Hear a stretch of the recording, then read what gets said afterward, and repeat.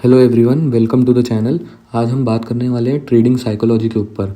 Trading psychology बहुत ज़्यादा important है। मतलब आपने सुना ही होगा कि लोग बोलते हैं ना कि 80% of your trading is your psychology and rest 20% is your skills. तो ठीक है, ये बात से मैं बहुत अग्री भी करता हूँ, लेकिन थोड़ा सा डिसअग्री भी करता हूँ, क्योंकि आपको अपनी ट्रेडिंग स्किल्स को भी उतना ही इम्प्रूव करना है जितना आपको अपनी साइकोलॉजी को इम्प्रूव करना है, या अपने रिस्क मैनेजमेंट को इम्प्रूव करना है, राइट। तो हर चीज़ को बैलेंस आउट करना पड़ेगा और हर चीज़ को एक बैलेंस में रखना पड़ेगा, तभी मतलब आपका कुछ हो सकता है यहाँ पे। नहीं तो वो एक लूप चलता रहेगा और वो लूप में आप फंसे रहोगे हमेशा। सबसे पहली चीज़ जो मैं पहला टॉपिक के ऊपर बात करने वाला हूँ वो है फियर। ठीक है, फियर का मतलब क्या होता है मार्केट के अंदर, फियर क्यों है हमारे अंदर। अगर आप नोटिस करोगे तो जब जब आपने ट्रेडिंग इनिशियली स्टार्ट की थी, आपके जो नए फर्स्ट फेजेस थे ट्रेडिंग के, उसमें आपका बहुत प्रॉफिट होता था, आप धनाधन प्रॉफिट बनाते थे। उसके बाद अचानक पता नहीं क्या होने लगा, हमारे साथ सिचुएशंस इतनी ख़राब होती गई और अब ना हम लोग उस लॉस की स्ट्रीक से निकल ही नहीं पा रहे हैं, या हम हमारे लॉस को कवर करके आगे बढ़ ही नहीं पा रहे हैं। मेरे साथ भी ये होता था। मैंने भी बहुत मतलब मेरे टेक्निकल्स बहुत हमेशा अच्छे होते थे, मैं चार्ट रीडिंग बहुत अच्छी करता था, लेकिन कहीं ना मैं साइकोलॉजी में घपलाता था, क्योंकि लोगों के अंदर फियर रहता है। मेरे साथ उल्टा था, मेरे अंदर फियर नहीं था, मेरे अंदर फियर बिल्कुल भी नहीं था। मतलब ये भी बहुत गलत होता है कि आप एकदम ही फियरलेस हो मार्केट के अंदर, क्योंकि वो चीज़ ना वो मतलब दो धारी तलवार है। वो आपका गला काट भी सकती है, आपके दुश्मन को भी काट सकती है, मतलब समझो इस बात को। तो सबसे पहली चीज़ कि फ़ियर कैसे जनरेट होता है। फ़ियर हमारे साथ बहुत सारी अलग अलग ट्रेडिंग सिचुएशंस बनती है। मतलब हम लोग कितनी ट्रेड्स हैं, एक ट्रेडर कितनी सारी ट्रेड्स लेता है अपनी लाइफ में।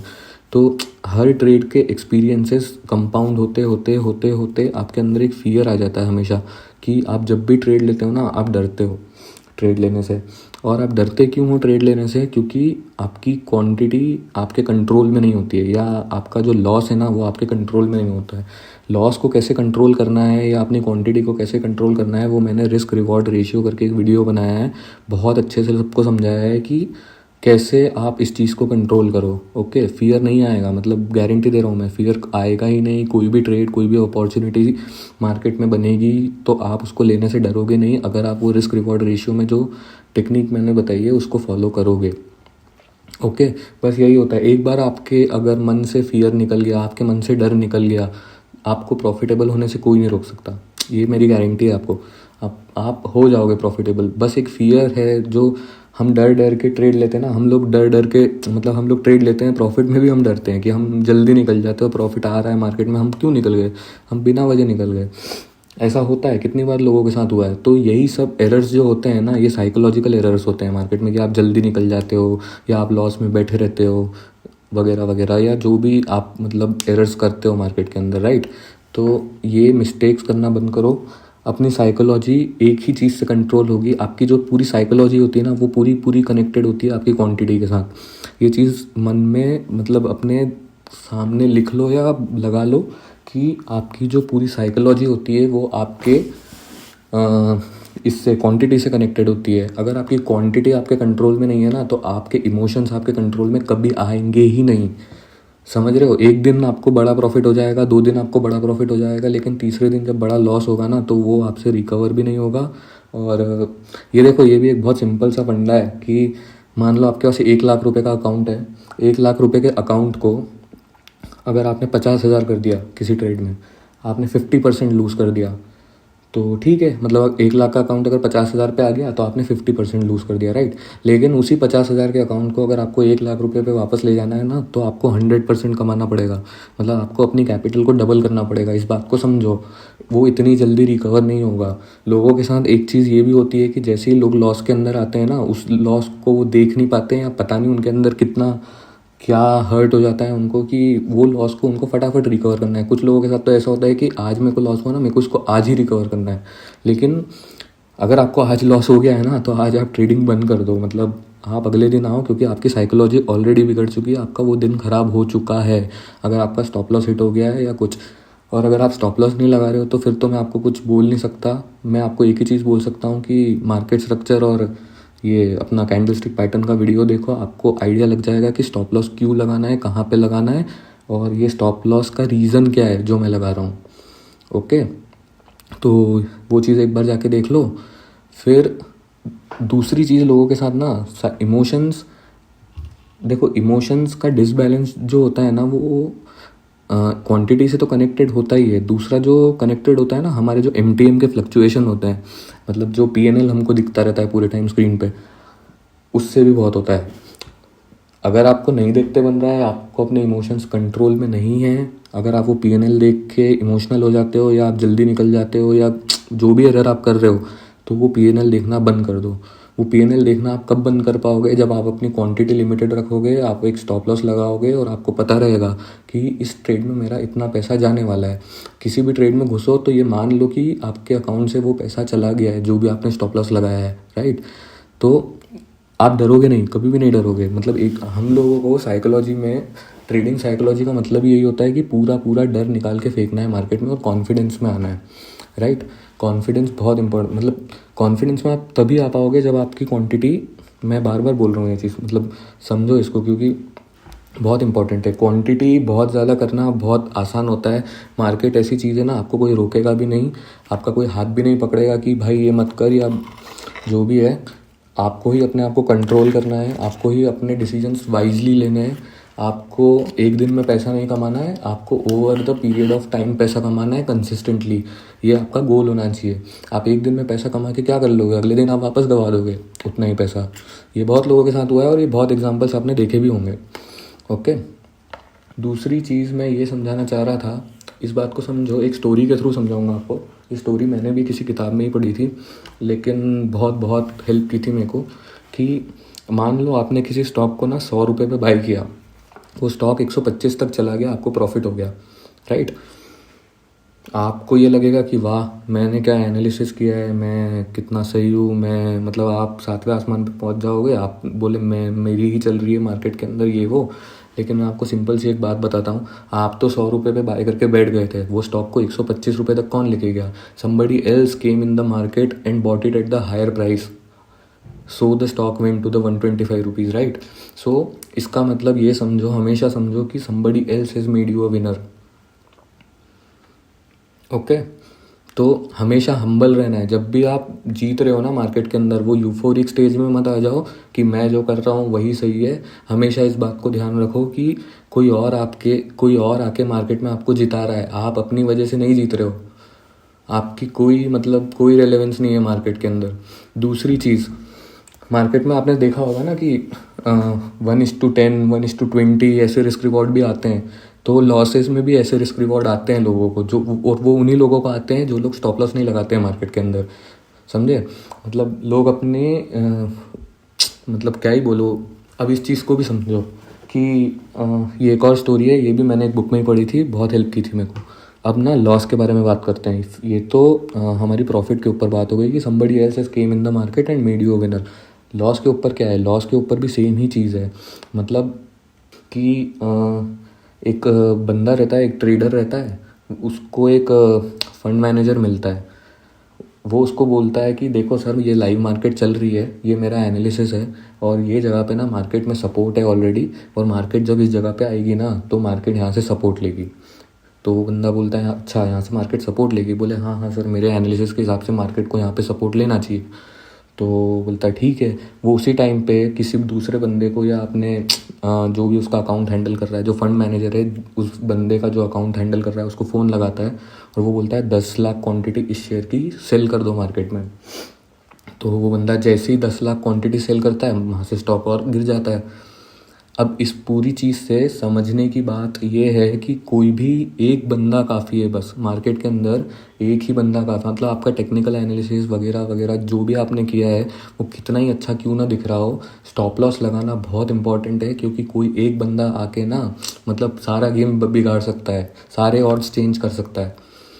ऑप्शन बाइंग, ऑप्शन सेलिंग में यही होता है कि एंड में लोग ऑड्स चेंज कर देते हैं, ट्रेड आपके फेवर में भी जा रही है लेकिन फिर भी आपको प्रॉफिट नहीं होगा। चलो वो एक बहुत ही अलग टॉपिक है ऑप्शन बाइंग का, वो उस पर किसी और दिन मैं बात करूँगा। लेकिन इस बात को समझो कि जब आप जीत रहे हो ना तो कोई और आपको जिता रहा है, और एक ही बंदा आके ना आपको हरा भी सकता है मार्केट में और आपको पता भी नहीं चलेगा कि वो कौन है।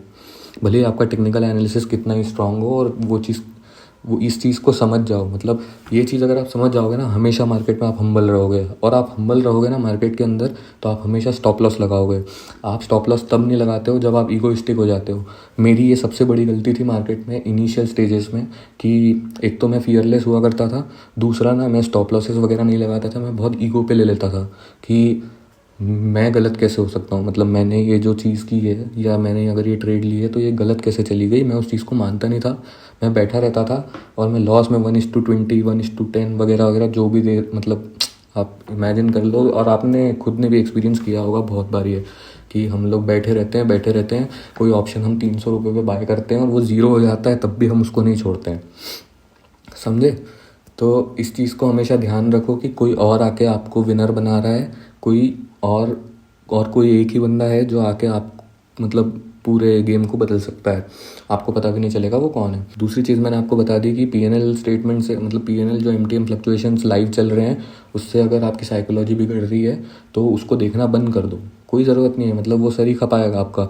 और इस चीज़ को करके देखो कि अपनी रिस्क फिक्स रखो, अपना क्वांटिटी साइज़ वगैरह सब कंट्रोल में रखो, और उसके बाद ना पीएनएल मत देखो। आपको बड़ा प्रॉफिट ऐसे ही होगा जिन जिन लोगों को बड़ा प्रॉफिट होता है ना, मतलब अगर आप उस पीएनएल को देखते रहोगे ना, तो आप एक ना एक जगह पे प्रॉफिट को बुक कर ही लोगे। प्रॉफिट को ट्रेल करो, हमेशा ट्रेल करो, क्योंकि ये मार्केट ऐसी है ना, ये अगर बहुत बड़ा लॉस दे रही है ना, तो बहुत बड़ा प्रॉफिट भी दे रही है किसी को। ये बात हमेशा ध्यान रखो। तो प्रॉफिट्स को हमेशा फ्रीली रन करने दो, लॉसेस को फटाफट काटो। लॉसेस को फटाफट काटने का तरीका स्टॉप लॉस है, और कोई नहीं है। मार्केट में हेजिंग वेजिंग, मतलब आई डोंट नो, बहुत लोग करते हैं, मैं कभी नहीं करता। मैं हमेशा डायरेक्शनल ट्रेड्स लेता हूँ with a stop loss.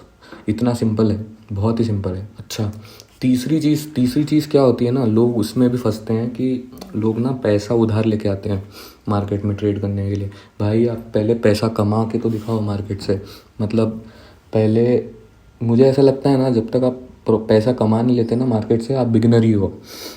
Okay, तो अगर आप बिगनर हो तो आप बोरो कैसे कर सकते हो पैसा, मतलब मार्केट सारा पैसा ले जाएगी एक बार में, आपको एक दिन भी नहीं लगेगा सारा पैसा आपका जाने में, समझे? तो बोरोइंग करना बंद करो। पैसा नहीं है तो पैसा कमाओ कहीं से, और फिर आओ मार्केट के अंदर, क्योंकि ये बोरोइंग वाली चीज़ ना कभी नहीं, मैंने भी की थी एक टाइम पे, और मेरे से वो पैसा लूज़ हो गया था। और वो पैसा इसीलिए लूज़ हुआ था क्योंकि मैं एक प्रेशर में ट्रेडिंग कर रहा था कि मैंने पैसा बोरो किया है, मेरे को ये पैसा रिटर्न भी करना है, और वो प्रेशर में, वो फियर में वो पैसा भी चला गया था। ओके, तो ये चीज़ करना बंद करो कभी। और हमेशा ना आपको एक ही एम रखना है कि मेरे को फियरलेस ट्रेडिंग करनी है। मेरे को ना अगर थोड़ा सा भी डर आ रहा है मार्केट के अंदर, तो मैं वो ट्रेड में से निकल जाऊँगा। निकल जाओ, उसी टाइम निकल जाओ, भले आप प्रॉफिट में हो कि लॉस में हो। अगर आपको डर लग रहा है ना, तो आप निकल जाओ। आप उस ट्रेड के लिए नहीं बनो, आप उस ट्रेड को होल्ड ही नहीं कर पाओगे, आप उस ट्रेड को मैनेज ही नहीं कर पाओगे, या समझ रहे हो? तो जाने दो, निकल जाओ। मार्केट कहीं नहीं जा रही है, मार्केट आपके पहले भी थी, मार्केट आपके बाद भी रहेगी। आप रहोगे कि नहीं रहोगे वो बहुत इंपॉर्टेंट है। कैपिटल आपका रहेगा कि नहीं रहेगा वो बहुत इंपॉर्टेंट है। और अगर आपका कैपिटल नहीं है मार्केट में, तो आप भी नहीं हो मार्केट में। सिंपल सी बात है, एज सिंपल एज दैट। अच्छा, और एक चीज़ होती है कि लोग ना टीवी पे उठा उठा के न्यूज़ देखते हैं। न्यूज़ में कोई बोल रहा है बाय करो, कोई बोल रहा है सेल करो, लोग अकॉर्डिंगली उस चीज़ को अपने एग्जीक्यूट करते जा रहे हैं। ये चीज़ करना बंद करो, अपने टेक्निकल एनालिसिस करो, न्यूज़ देखना बंद करो। क्योंकि कितनी बार पता है ऐसा होता है, मैं कोई पोजीशन ले रहा हूँ मार्केट में और अच्छा खासा मुझे प्रॉफिट हुआ है, शाम को मेरे को पता चलता है कि वहाँ पे न्यूज़ थी। समझ रहे हो? न्यूज़ देख के ट्रेडिंग नहीं होती है, सेटअप देख के ट्रेडिंग होती है। ट्रेडिंग और न्यूज़ का कोई रिलेशन नहीं है। जब तक न्यूज़ आएगी ना मार्केट के अंदर, मूवमेंट हो चुकी होगी। समझ रहे हो? कोई अच्छी न्यूज़ भी आएगी ना और उस पर आप जाके बाय करोगे, देख लेना वहाँ से स्टॉक गिरने लग जाएगा। तो न्यूज़ के ऊपर रिलाय करना बंद कर दो। न्यूज़ से कुछ नहीं होता। न्यूज़ मतलब आई डोंट नो, ट्रैप ही है आई गेस, क्योंकि उसका कोई इफेक्ट तो मैंने आज तक देखा, इफेक्ट होता होगा मार्केट के अंदर, लेकिन ट्रेडिंग में उस चीज़ का कोई इफेक्ट मैंने आज तक ढंग से नहीं देखा। मतलब कुछ केसेस होते हैं जहाँ पे एक सडन न्यूज़ आ गई तो मार्केट में कुछ मूवमेंट हो गई, लेकिन मोस्ट ऑफ द टाइम ना न्यूज़ से फ़र्क नहीं पड़ता, मार्केट में सेटअप से फ़र्क पड़ता है। तो अपने सेटअप स्ट्रॉन्ग करो, न्यूज़ पे रिलाई करना बंद करो, और बस यही है। और एक चीज़ ये है कि जो मिस्टेक्स करके जो वर्ड है ना जो हम करते हैं हमेशा मार्केट के अंदर, तो मिस्टेक करने से ना मिस्टेक्स मिस्टेक्स तो होगी यार, मतलब इतना अनप्रिडिक्टेबल चीज़ है, इतनी अनकंट्रोलेबल चीज़ है, उसको उसमें मिस्टेक्स तो होगी ना। और अगर मिस्टेक्स हो रही है तो आप अपने आप को गाली मत दो या आप अपने आप को बुरा फील मत करवाओ, क्योंकि वो सब चीज़ें आपके नेक्स्ट ट्रेड पे इम्पैक्ट करेगी वगैरह वगैरह। तो ऐसा भी पता है बोला जाता है कि आपकी जो 3 ट्रेड रहती है ना, प्रीवियस 3 ट्रेड, आपकी नेक्स्ट ट्रेड उसी पे डिपेंड करती है कि आप कैसी करोगे। तो आपको सिर्फ अपनी साइकोलॉजी ऐसे सुधारनी है कि मेरी हर ट्रेड इंडिपेंडेंट है, मेरे को फ़र्क नहीं पड़ता कि मेरी पहली ट्रेड में क्या हुआ था और मेरी नेक्स्ट ट्रेड में क्या होगा। मेरी नेक्स्ट ट्रेड हमेशा मेरी पहली ट्रेड से इंडिपेंडेंट रहेगी। मार्केट में जब सेटअप दिख रहा है तभी पोजीशन बनाओ। रैंडम अगर मार्केट में घुसोगे बड़े स्टॉप लॉसेस हो जाएंगे, झेल नहीं पाओगे, ले नहीं पाओगे और निकलना पड़ेगा। तो जब तक सेटअप नहीं दिख रहा है मार्केट में आप घुसो ही मत, आप एंट्री ही मत लो, आप पार्टिसिपेट ही मत करो मार्केट के अंदर। ओके। और एक लास्ट चीज़ और बताता हूँ कि मार्केट में बहुत बार ऐसा होता है कि ट्रेड निकल चुकी है आपके हाथ से। ओके, ट्रेड ऑलरेडी मतलब जा चुकी है, फिर आप एंट्री ले रहे हो, आप बीच में कहीं एंट्री ले रहे हो, वो भी बहुत गलत हो जाता है। मतलब अगर ट्रेड निकल चुकी है ना तो उसको जाने दो यार, मतलब अगली देखना, कुछ और देखना, नया देखेंगे। अगर ये ट्रेड निकल गई, हम इसमें एंट्री नहीं ले पाए या हम लेट हो गए या वगैरह जो भी आपका रीज़न है, जाने दो उसको। उसमें अगर आप बीच में घुसोगे ना आपका लॉस ही होगा, आप प्रॉफिट नहीं निकाल पाओगे उसमें से। ओके। वो जो मार्केट में बड़ी बड़ी मूवमेंट्स होती है ना, उसमें लोग जब घुसते हैं बीच बीच में, वही लोग तो लॉस कर रहे होते हैं, वही लोग तो मार्केट को फ्यूल कर रहे होते हैं ऊपर जाने के लिए या नीचे जाने के लिए। समझ रहे हो, मार्केट को भी तो फ्यूल चाहिए होता है ना। मतलब उतने सेलर्स ही अगर नहीं आएंगे तो बायर्स उनकी क्वांटिटी को एब्जॉर्ब करके मार्केट को ऊपर कैसे ले जाएंगे। समझ रहे हो तो ये सब चीज़ें हमेशा ध्यान रखना। और इस चीज़ को तो हमेशा ध्यान रखना कि anyone can come in the market and change the odds, so you always need to put a stop loss. And दूसरी चीज़ ये ध्यान रखना कि somebody else has came in the market and made you a winner। So over confidence में हमको कभी नहीं आना है, हमको हमेशा हम्बल रहना है कि somebody else has made you a winner। इस चीज़ को हमेशा ध्यान रखना। ओके, ठीक है। और अगर फिर भी मतलब स्टॉप लॉस लगाना नहीं आ रहा है ना मार्केट के अंदर, 2 वीडियो बनाए, सिर्फ 2 वीडियो जाके देख लो। मार्केट स्ट्रक्चर है, पहला वीडियो है मार्केट स्ट्रक्चर, दूसरा वीडियो है कैंडलस्टिक पैटर्न्स। ये दोनों वीडियो देखने के बाद ना आपको स्टॉप लॉस लगाना आ जाएगा, इस बात की मैं गारंटी दे रहा हूँ। ओके, तो ठीक है, चलो इस चीज़ को हम यहीं ख़त्म करते हैं कहीं पे। हाँ, गैम्बलिंग एक टॉपिक और रह गया है। गैम्बलिंग मत करो मार्केट के अंदर। गैम्बलिंग का मतलब क्या होता है, जो मैंने थोड़ी देर पहले बताया था कि ट्रेड निकल चुकी है फिर भी आप घुस रहे हो या समझ रहे हो। तो गैम्बलिंग से कुछ नहीं होगा, जब तक सेटअप नहीं दिखता मार्केट में पार्टिसिपेट मत करो। ओके, ठीक है। तो चलो इस वीडियो को आप जितना हो सके लाइक करो, शेयर करो, पसंद आ रहा है तो सब्सक्राइब कर लो चैनल को। और मैं मिलता हूँ फिर आपको नेक्स्ट वीडियो में। साइकोलॉजी के ऊपर और भी पॉइंट्स आएंगे तो मैं और वीडियोस बनाता रहूँगा, ठीक है। ओके, चलो मिलते हैं नेक्स्ट वीडियो में।